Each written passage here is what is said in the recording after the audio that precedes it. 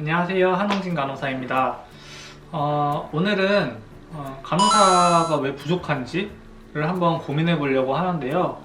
먼저 말씀드릴 거는 이제 간호사의 수가 절대적으로 부족한 게 아니라 뭐 서울, 경기와 지방의 이제 간호 인력의 불균형, 지방 중소도시나 농어촌에 간호사가 부족하다라는 거를 이제 간호사가 부족하다라고 지금 말을 하고 있는 거고요. 제가 생각하는 원인은 굉장히 원인은 많지만 그 중에 오늘 말씀드리고 싶은 거는 어떤 적정한 대우와 인정, 그리고 열악한 환경이 그런 원인이 아닐까 싶어요. 결국에 그런 것들을 고민하다 보니까 돈이라는 생각이 들더라고요. 병원에서는 의사 선생님들은 일단 환자를 유치하고 진료를 하고 어떠한 드레싱 같은 의료행위를 하고 시술, 수술 그러한 행위 하나하나가 다 생산적인 일이거든요. 근데 간호사에게 배정이 되는 순간 그때부터 마이너스가 되는 거예요. 계속 간호 인력에 그런 인건비가 들어가고 이제 의료 물자를 계속 사용을 하고 있는 그 주체가 이제 간호사가 되고, 그러다 보니까 극단적으로 말하면 어떻게 보면 간호사가 소모품 같은 존재가 돼버리는 거죠. 병원을 운영하려면은 일단 소모품을 절약하고 아끼고 해야겠죠.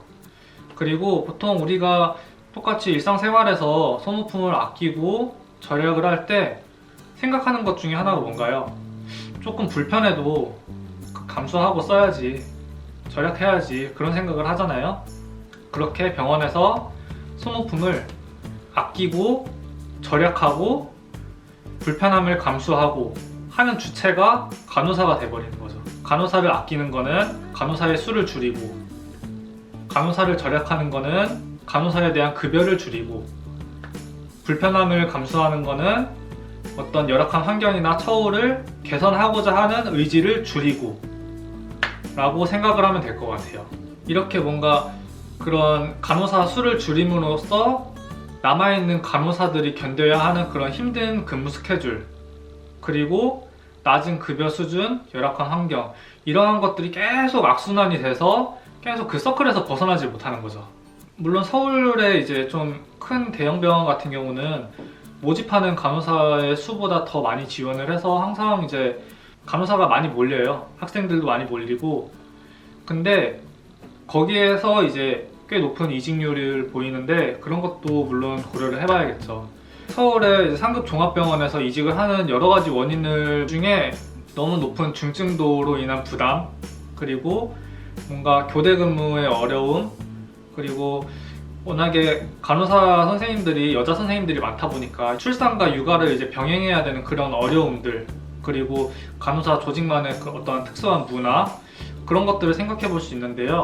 힘든 강도 때문에 이직을 하는 경우에 조금 눈을 낮춰가지고 규모가 작은 병원에서 돈은 조금 덜 받아도 간호하면서 살고 싶다를 생각하면서 이제 좀 눈을 바깥으로 돌려보면 문제가 거의 서울의 차이가 심한 데는 급여가 2배까지 차이 나는, 그런 와중에 또 환경은 열악하지. 그러다 보니까 간호사가 없어가지고 근무가 진짜 완전 그러다 보니까 계속 현장에서 이탈하는 거예요.